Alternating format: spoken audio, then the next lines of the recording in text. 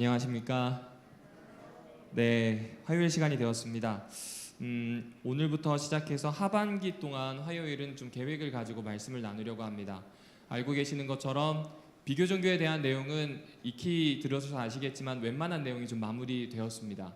그리고 지금 금요일마다 조직신학과 사실은 관련되어 있는 내용이죠. 윤리학에 해당하는 우리의 가치관 내용이 나오고요. 그리고 안식일에는 사실상 구속사, 성경의 역사와 관련된 내용들을 지금 하고 있습니다. 그래서 이걸 다시 교리적인 내용과 겹치기보다는 어떻게 할까 고민을 하다가 어떻게 읽을 것인가 시리즈로 가면 좋겠다 생각을 했습니다. 그래서 특별히 누가복음이라든지 마가 이렇게 여러분이 많이 읽으셨던 성경책 말고요. 자주 접하기 어려웠던 지혜문학서, 이를테면 시편, 잠언, 전도, 아가서, 그리고 소선지서 12개로 이루어져 있는 이 분량이 작은 선지서들에 대한 내용을 저에게 주어지는 시간만큼 좀 같이 나누려고 합니다. 목적은 금요일에 소개해드렸던 것과 좀 비슷합니다. 어떻게 읽을 것인가입니다. 그래서 안에 있는 내용을 충분히 강해하는데도 나름 노력을 하겠지만 사실상 그 성경을 어떻게 읽고 접근할 수 있는지 관점과 읽는 방법에 대한 내용을 좀 말씀드리지 않을까 싶습니다. 그래서 그 내용을 차근히 좀 받아들이실 수 있다면 또 사용하실 수 있다면 참 좋겠다는 생각이 듭니다. 왜냐하면 제가 신학과 가서도 어려웠던 게 뭐였냐면 성경 읽는 거였거든요. 당최 무슨 말인지 모르겠더라고요. 제가 고민하면서 이렇게 겪었던 일들 또 연구하면서 제가 알게 된 내용들을 한번 성도님들과 같이 차분히 하나씩 나누어 보도록 하겠습니다. 자, 오늘은 올람과 헤벨 사이라고 하는 전도서에 대한 이야기입니다. 가지고 계신 성경책 전도서 1장을 펴주시고요. 이번 주부터 시작해서 한 5번, 6번 정도의 시간은 전도서에 있는 1에서 12장의 내용을 개략적으로 좀 이렇게 축약하여서 좀 같이 나누도록 하겠습니다. 여러분께 먼저 들어가기 전에 여쭤볼게요. 여러분 지혜문학서라고 되어 있잖아요. 전도서, 그리고 시편, 그리고 욥기, 이 책은 왜 읽어야 할까요? 혹시 이 생각을 해보신 적 있습니까? 조금 더 질문을 다르게 해볼까요? 이거 사실 내용을 보게 되면 구약에 있는 책들과 좀 많이 다릅니다. 그럼에도 불구하고 39권으로 정리된 구약에 들어와 있습니다. 왜 들어가 있고 읽어야 할까요? 아마 지혜문학이라고 하는 이 책들은요, 제일 많이 읽을 친구들이 사실은 지금 저 뒤에 앉아있는 하연이 또래부터 읽게 할 겁니다. 왜냐하면 곧 수험생이 될 거예요. 저 친구가 원하든 원하지 않든 중학교 1학년이 되면 수험생 레이스에 뛰어들게 됩니다. 그래서 이제 제가 삼육학교에 처음 입학했을 때 선생님들이 잠언을 그렇게 읽으라고 하셨어요. 지혜를 이야기하니 지혜로운 사람이 되어서 좋은 성적 받고 좋은 그리스도인이 되라, 이런 의도로 말씀해 주신 것 같습니다. 그런데 그렇지 않으면 사실은 잘 읽을 길이 별로 없습니다. 성경 통독할 때도 그냥 빠르게 지나가는 책들 중에 하나가 아닌가라는 생각이 됩니다. 도대체 왜 읽어야 할까요? 그리고 하나 더 생각해 보시면 여기 있는 책들에는 구약에 있는 다른 성경들이 이야기하는 것들 있잖아요. 그것들 중에 없는 게 훨씬 더 많습니다. 다른 성경이 말하고 있지만 오히려 이 지혜문학이라고 하는 이 책들에는 없는 것들이 훨씬 더 많습니다. 근데 뼈대가 되는 것들입니다. 예를 들어 볼까요? 구속의 역사가 없습니다. 이 책에는 구속의 역사가 될 수 있는 어떤 역사적 사건이나 인물에 대한 언급이 있나요, 없나요? 없습니다. 제사장이라든지 제사라든지 아니면 메시아라든지 예언이라든지 여호와의 크신 날이라든지 이렇게 좀 중요한 구약의 주제들이 이 책 안에 있을까요? 없습니다. 이스라엘의 하나님은 여호와, 그리고 이스라엘은 여호와의 백성이라고 하는 신앙 고백도 이 안에 있을까요? 거의 없습니다. 그러니까 이 책은 아무리 보아도 구약에 있는 중요한 내용이 많이 빠져 있습니다. 그럼에도 불구하고 왜 읽어야 될까요? 바로 이 이유 때문입니다. 여기 나오는 것처럼 순수하게 인간에게 초점을 맞춰서 이야기하는 책이 지혜문학서입니다. 이것을 인문서라고 하죠. 인문서라고 부릅니다. 인문이라고 하는 말이 원래는 없었답니다. 우리나라에 이 한글로 된 인문이란 말이 본래 없었답니다. 이 말은 사실은 관철문 찰지리라고 하는 이 이야기를 시작한 주역에서 왔다고 하더라고요. 여러분이 알고 계시는 이 관찰이란 단어 있잖아요. 관찰이란 단어가 주역에 있는 관천문 찰지리에서 왔습니다. 하늘의 무리를 살피고 땅의 형세를 살핀다. 이것이 바로 관찰의 어원입니다. 그런데 이것을 가지고 사람에 대해서 이야기할 수가 없었어요. 왜냐하면 서양에 있었던 인문이라고 하는 개념이 넘어왔을 때 이 개념을 표현할 수 있는 말이 좀 없었던 모양입니다.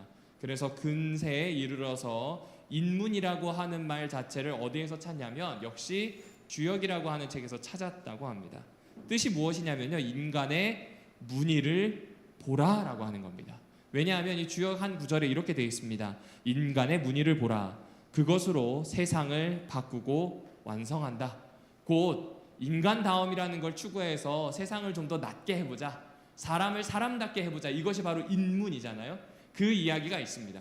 그런데 그 이야기가 있기 훨씬 이전에 지혜문학서에는 순수하게 인문, 인간의 문의, 하나님을 믿는 사람으로 산다는 그 의미가 뭔지, 하나님의 형상으로 완성되어 간다는 것이 무엇인지를 이 지혜문학을 통해서 이야기해주고 있습니다. 여러분이 잘 알고 계시는 것처럼 구약에서는 이런 구절이 별로 없습니다. 신약의 한 에베소서에 가야 될까요? 에베소서 4장에 보면 이런 이야기가 있죠. 그리스도의 장성한 분량 충만한 데 이르기까지 성장해야 될 것을 에베소서 4장 12절쯤에 이야기해주고 있습니다. 사람다움에 대한 이야기를 직접적으로 이야기하는 게 신약이에요. 그런데 그러한 이야기를 구약에서 굳이 찾자면, 구속의 역사와 예언이 쭉 펼쳐지는 구약에서 굳이 찾자면 지혜문학서에 있다. 이렇게 보시면 됩니다. 그래서 이걸 이렇게 정리하시면 좋을 것 같아요. 하나님이 예언하시고요, 하나님이 이루십니다. 무엇이냐면 그분의 구원 사역을 이루어 가실 거예요. 그런데 그러한 역사를 구약은 아주 장대하게 그려냅니다. 그런데 거기에서 도대체 인간은 어디쯤에 있으며 어떻게 살아야 되는지에 대한 질문이 들 때 그 질문을 해결해 주는 책이 무엇이다? 지혜문학서입니다.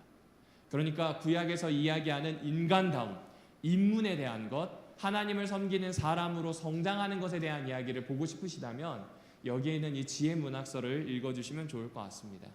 흥정을 잘한다거나 말기술이 좋아진다거나 기술로서의 지혜가 아니라 관점을 바꾸고 더 큰 그릇을 가지도록 만들어주는 인문과 관련되어 있는 책이 바로 지혜문학서다라고 보시면 됩니다.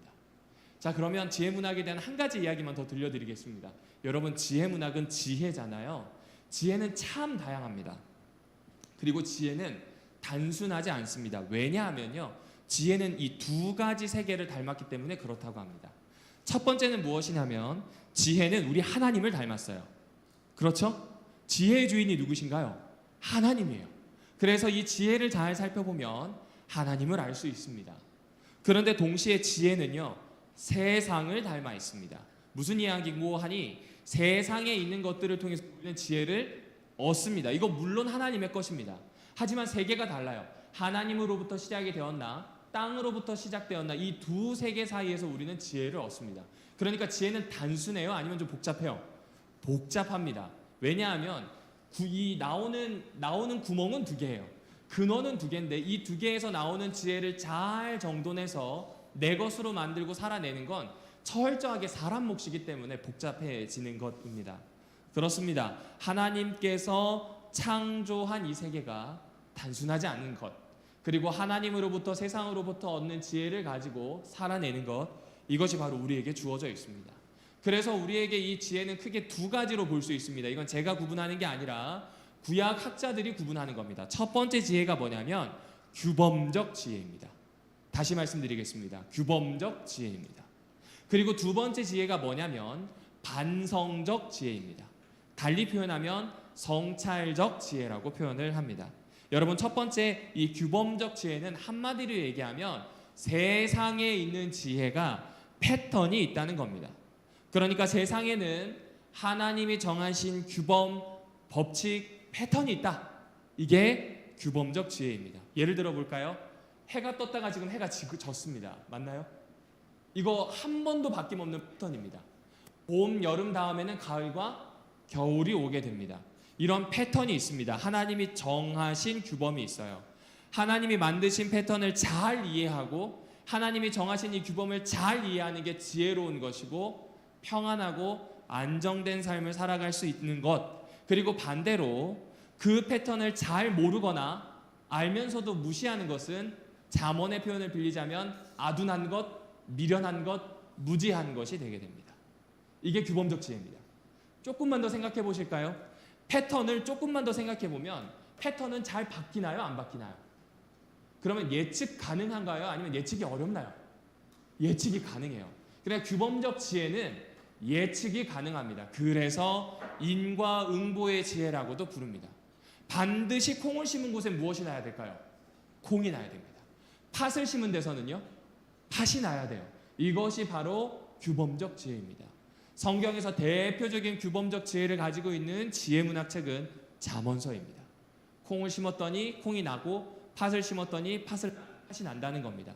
여호와를 경외했더니 평탄해지고요, 형통해진다는 이야기를 하는 책이 바로 잠언이기 때문에 그렇습니다. 자, 그러면 이렇게 뿌린 대로 거두고 또 인과응보의 원리로 표현하는 규범적 지혜가 중요할까요? 중요합니다.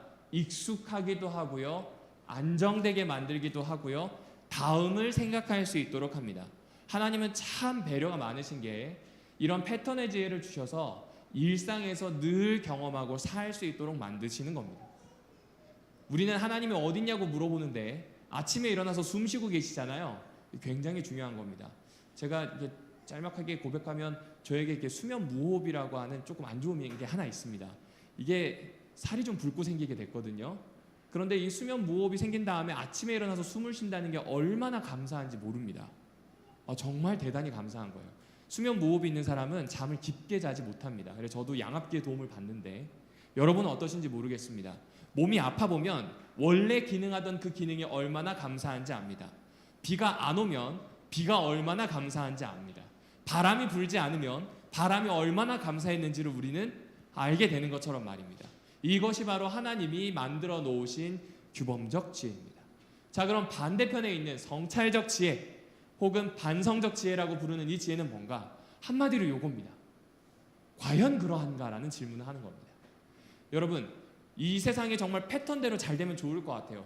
부지런한 사람이 성공하고요, 착한 사람이 인격적으로 갖추고 명예를 갖추고 정말 아름답게 잠들면 좋을 것 같아요. 그렇죠? 그런데 그런가요? 안 그런가요? 아니, 그래요. 가족들 중에도 보면 희한하게 평지풍파가 많은 친지가 꼭 하나는 있습니다. 그런데 그 친지들 보면 나쁜 짓 하는 사람 별로 없어요. 오히려 심성이 곱거나 착한 사람들을 생각보다 많이 볼 수 있습니다. 친지만 그럴까요? 주변에 있는 사람들도 마찬가지입니다. 분명히 이 세상은 하나님이 만드신 지혜의 패턴대로 돌아가면 좋겠는데 그 지혜의 패턴대로 돌아가지 않고 예외가 생깁니다. 그러니까 그 예외가 생기는 지점을 보면서 과연 규범적 지혜는 정말로 그러한지에 대한 질문을 하는 것, 이것이 바로 반성적 지혜라고 보시면 될 것 같습니다. 그러니까 패턴은 늘 있어요. 우리가 늘 경험합니다. 그럼에도 불구하고 예외가 생겨요. 그 예외가 생기는 것에 대해서 질문하고 탐구하는 것이 바로 여기 나오는 반성적 지혜입니다. 제가 잘 아는 선생님은 이걸 삐딱한 지혜라고 했습니다. 우리 생각해도 정상적이지 않거든요. 그러니 삐딱한 시선으로 좀 보고 그렇게 찾아가야만 할 만큼 좀 어렵게 다가오는 것 같습니다. 그렇게 접근하는 지혜에 대한 내용을 조직신학적으로 정리하면, 쉽게 얘기하면 우리 신앙 언어로 딱 축약하면요, 신정론이라고 부릅니다. 테오딕시라고 불러요. 테오스 플러스 디케. 그러니까 하나님이 정의로워야 한다, 하나님이 정당하시다라고 하는 이것이 바로 신정론입니다. 하나님이 고통과 악의 주인이 아니라 그 안에서도 하나님은 충분히 선하시고 그 안에서도 하나님은 충분히 정당하시다는 사실을 이야기해야 되는 게 신정론이에요. 반성적 지혜 때문에 길러지게 되는 이야기들이 바로 신정론에 대한 이야기입니다. 그래서 만약 삶의 어려운 문제가 부딪히고 하나님의 정의로움에 대해서 많은 생각이 드신다면 지혜문학으로 돌아가셔야 됩니다.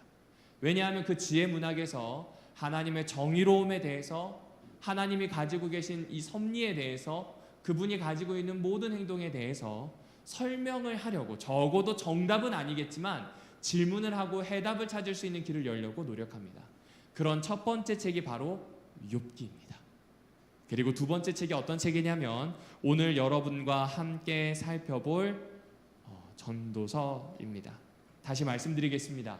지혜문학서는 순수하게 사람에게 집중해서 지혜를 이야기해주는 책, 그리고 그 지혜는 사실 그 당시 3000년 전, 2000년 전 사람에게나 오늘 우리에게나 사실은 큰 차이가 있을까요? 없을까요? 없어요. 우리가 막 몇만 년 동안 진화하는 그런 생물들도 아니고요. 그때나 지금이나 사람은 사람이기 때문에 그렇습니다. 무시간, 무문화, 무공간적인 이 지혜에 대해서 모든 사람이 고민한 이 공통된 주제에 대해서 설명해주는 이 전도서를 꼭 한번 같이 열어서 보시면 좋을 것 같습니다. 자, 그러면 전도서는요, 규범적 지혜에 속할까요? 반성적 지혜에 속할까요? 크게는 반성적 지혜에 속하는 거 맞습니다. 그런데 전도서는 좀 다른 것 같습니다. 해 아래서 일어나는 일들에 대해서 이야기해요. 미루어 살펴본 분 이야기에 대해서 합니다. 그 미루어 살펴본 것을 보았더니 나에게 주어진 복을 즐기는 것, 하나님을 경외하고 사는 것이 나에게 주어진 분복이라고까지 이야기합니다. 이렇게 보면 규범적 지혜를 이야기하는 잠언과 매우 닮았습니다. 그런데 고통의 문제에 대해서는 과연 그러한가라는 태도를 취하지 않습니다. 과연 그러한가라는 태도를 취하다가 불현듯 결론을 내기도 하고 오히려 더 어려운 질문을 내기도 합니다. 그러니까 분명히 반성적 지혜 같은데 반성적 지혜 같지 않지 지혜 같은 모습을 가지고 있지만 규범적 지혜의 모습도, 그리고 반성적 지혜와는 또 다른 제3의 길을 제시하는 책이 어떤 책인가? 바로 전도서입니다. 그럼 과연 그런지 한번 살펴보실까요? 여러분, 전도서 1장 2절을 좀 같이 보시겠습니다. 제가 읽어드리겠습니다. 전도자가 이르되 헛되고 헛되며 헛되고 헛되니 모든 것이 헛되도다. 더운 날 읽기에 좋은 말씀은 아닌 것 같습니다. 그렇죠. 힘이 쭉 빠지는 것처럼 한마디로 얘기하면 헛됨에 대해서 이야기한다라고 생각할 수 있기 때문에 그렇습니다. 그러니까 이 이야기를 딱 듣게 되면 놀 만큼 놀고 해볼 만큼 해본 할아버지가 손주들을 앉혀놓고 내가 놀 만큼 놀아봤는데 그 담배 별로 안 좋다더라. 나도 해보니 안 좋더라. 너도 하지 말아라. 뭐 이렇게 이야기하는 것 같은 그런 헛됨과 허무주의, 인생무상과 연결해서 이야기할 수 있는 어떤 누군가 깨달은 것을 전달해주는 지혜춤으로 많이 생각한 것 같습니다. 그런데 여러분, 한번 이런 생각을 해보셨나요? 만약 정말 삶이 허무하다면 말이죠. 삶이 정말 허무하다면 말이죠. 그리고 정말 헛되다면 사실상 이 전도서를 쓰고 있는 저자의 말도 헛되지 않을까요? 쓸모없는 거잖아요. 소용없는 겁니다. 그렇다고 하자면 이 헛되다라고 하는 전도서 1장 2절로 끝나야 되는데 1장 3절부터 12장까지 굉장히 긴 이야기를 합니다. 이거 왜 그럴까요? 참으로 헛된 것이기 때문에 그럴까요? 아직은 잘 모르겠습니다. 하지만 성경을 읽으실 때 단어를 조금 날카로운 눈으로 좀 보아주시면 좋겠습니다. 여러분, 한국말로 헛되다라고 번역된 원어는요, 헤벨입니다. 어떤 말이라고요? 헤벨입니다. 이 헤벨은요, 헛되다라고 웬만한 사전에 적혀 있는데 원어 사전을 잘 보게 되면 첫 번째 의미, 두 번째 의미가 있거든요. 이 헛되다는 건 두 번째 의미예요. 원래 더 직접적인 어원적 의미, 첫 번째 의미는 바람입니다. 수음입니다. 수증기입니다. 그러니까 수증기, 김, 이슬, 숨 뭐 이런 것들입니다. 이거 다 같은 건가요? 다른 건가요? 달라요. 다 다르죠. 어디선 입에서 나오기도 하고요. 어디서는 그냥 대기 중에 있다가 맺히기도 합니다. 달라요. 전혀 뭐 같을 그게 안 보입니다.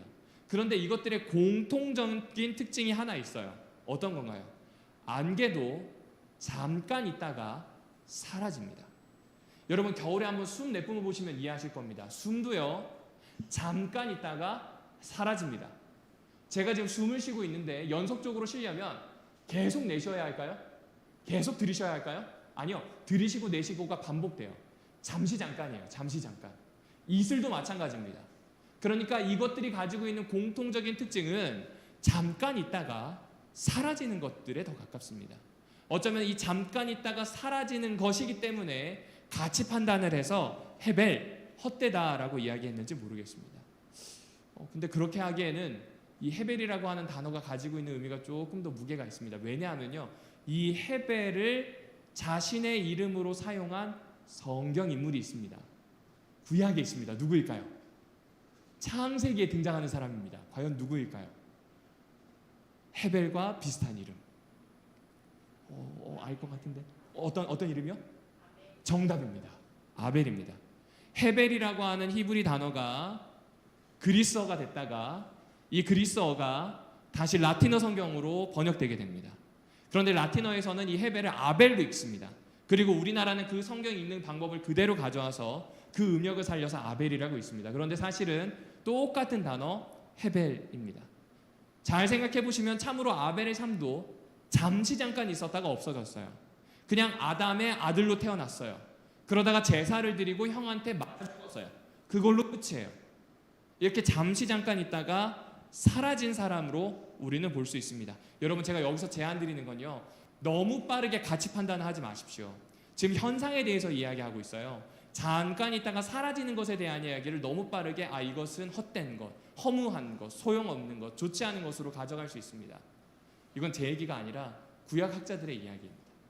실제로 그런 것 같습니다. 우리는 어떤 성경을 읽을 때 너무 빨리 해석하고 가치 판단을 하기를 원하는 것 같아요.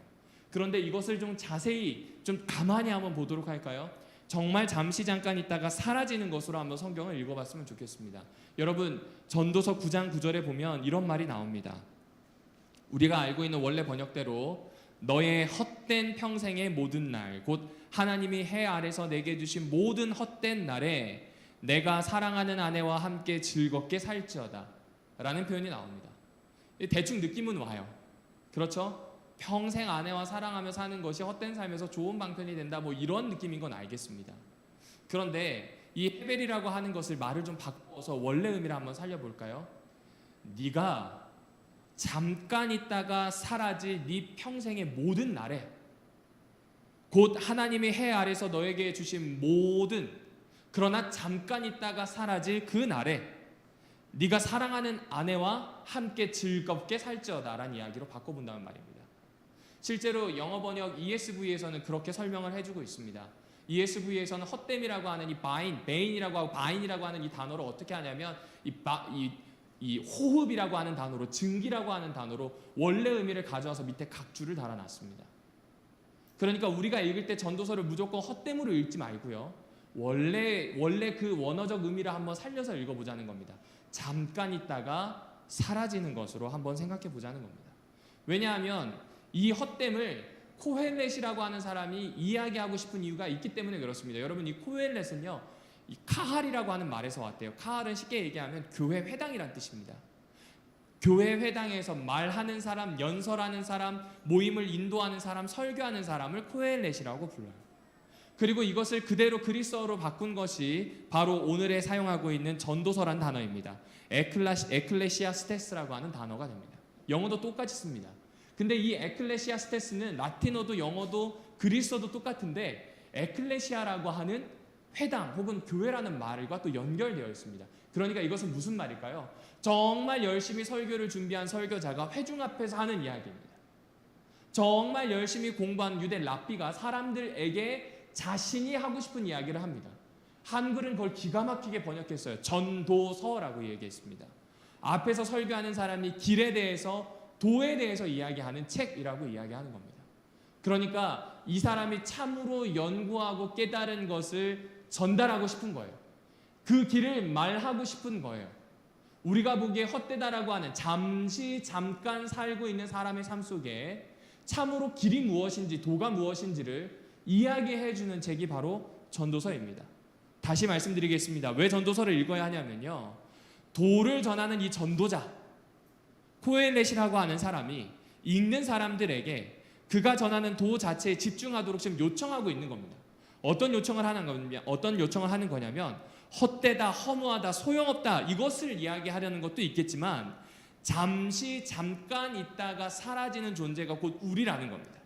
그러니 이 잠깐 있다가 사라지는 사람들이 무엇을 추구해야 될지, 길어봤자 인생이 80도 되지 않는 사람이 과연 어디에 길이라 칭하고 나아가야 할지를 알려주는 책이 바로 전도서입니다.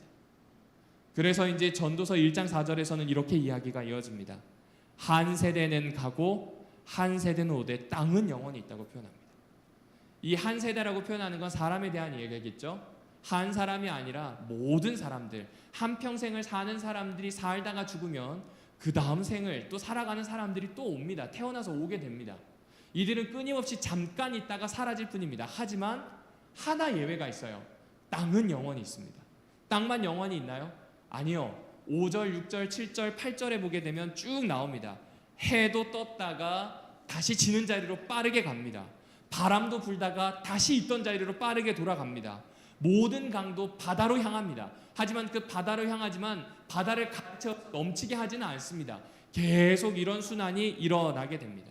그렇습니다. 창조 세계 안에서 인간만, 동물만 혹은 식물만 한 세대가 있다가 한 세대 사라지게 되지, 땅이라든지 아니면 해라든지 강물이라든지 하나님이 가지고 계신 이 창조 세계는 사실상 영원한 하나님의 법칙 안에서 영원히 유지되고 있음을 이야기하는 겁니다. 대조하는 거예요. 하나님의 창조 세계와 법칙은 영원한데 사람은 잠시 잠깐 있다가 사라진다는 이야기를 대비해서 보여주고 있는 겁니다. 그러므로 전도서는 무엇을 이야기하고 싶어 한다고요? 다시 한번 강조드리지만 이렇게 잠시 잠깐 있다가 살아가는 사람들에게 참으로 살 길이 어디고 나아가야 할 도가 무엇인지를 알려주는 책이 바로 전도서다라고 하는 부분을 꼭 기억해 주시면 좋겠습니다. 그렇다면 이 전도서에 대한 내용을 좀 달리 보실 수 있겠죠? 단순히 여러 경구로만 있는 것이 아니라 우리 삶의 문제에 대해서 함께 나누어 볼 수 있는 책이 전도서입니다. 그런 중에 전도서 1장 8절을 보았습니다. 여러분이 알고 계시는 이 전도서 1장 8절은 익숙하긴 하지만 해석하기는 어렵습니다. 왜냐하면 갑자기 만물이 피곤하대요. 그리고 만물이 피곤한 걸 사람이 다 말로 할 수 없다는 겁니다. 맞습니다. 그냥 헛되다, 소용없다라는 눈으로 보게 되면 그냥 이 세상에 있는 모든 것들이 허무하고 피곤한 인생을 살 뿐입니다.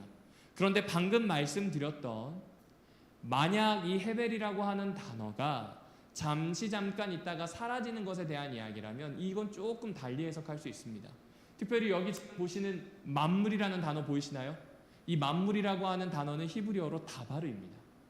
다바르는요, 사실은 사물에 대한 뜻이 있지만 그만큼 더 많은 뜻을 성경에서 어떻게 쓰였냐면 말이라는 뜻으로 쓰였습니다. 사건이라는 뜻으로 많이 쓰였습니다. 사물이자 사건이자 말이 바로 다바르입니다. 그래서 전도서 1장 8절을 세 번역에서는 만물이 다 지쳐있다, 곧 사물로서 해석했습니다. 그리고 전도서 1장 8절을 이 공동 번역에서는 세상 만사, 사물이기도 하고 사건이기도 한 단어로 해석하기도 합니다. 여러 번역을 하기도 합니다. 그런데 오늘 이 내용을 좀 직역해보면 다음과 같습니다. 바람, 강물, 하나님의 창조 세계가 쉬지 않는다는 의미로 받아들일 수 있습니다. 만물이 피곤하다라고 하는 것 자체를 세상 만사에 대한 일로 생각을 하고요. 그리고 여기 이 피곤하다고 하는 단어도 원래는 피곤에 지친 상태에 대한 의미도 있지만 사실은 성경에서 더 많이 쓰인 히브리어 원래 독법대로 읽게 되면 일하다는 의미가 훨씬 더 강합니다. 아무래도 이 헛되다는 걸 끌어왔기 때문에 이 의미를 많이 쓴 것 같아요. 그런데 이 세상에 사람을 제외한 바람이나 강이나 하나님의 창조 세계는 일해요. 쉬지 않고 움직입니다.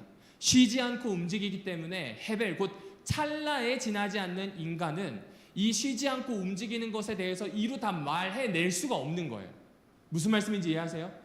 영원한 것들을 바라보는 인간은 찰나를 살기 때문에 그 영원에 대해서 이야기할 수가 없다는 의미가 되게 됩니다. 이게 히브리어 원래 번역대로 해보게 되면 이런 의미가 나오게 된다고 하더라고요. 사랑하는 우리 오남교회 성도 여러분들이시여, 지금 만약 그 이야기가 맞다면요, 그 이야기가 맞다면 전도서는 아주 근본적인 질문을 우리에게 던져주고 있습니다. 바로 우리는 과연 세상을 얼만큼 잘 알고 있는가에 대한 질문을 합니다. 강물이 언제 그칠지 알고 계십니까? 만물이 이 끊임없이 움직이다가 잠깐 멈추거나 혹은 쉬는 것을 눈으로 보신 적이 있으십니까? 태양이 단 한 번이라도 뜨지 않는 날을 보신 적이 있으십니까? 지금 전도자는 우리에게 그걸 묻고 있습니다. 하나님께서 만든 창조 세계는 계속 흘러왔습니다.